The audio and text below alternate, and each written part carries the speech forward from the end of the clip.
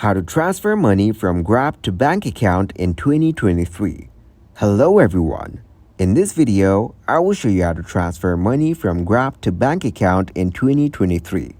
To start the process, open your Grab application on your mobile device. Now, go to the payments.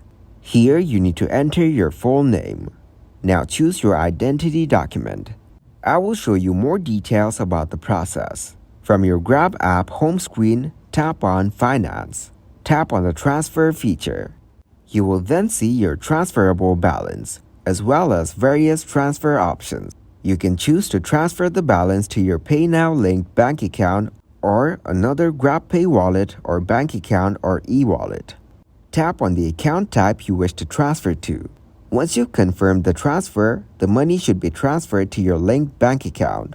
The time it takes for the transfer to be completed may vary depending on your bank and your region.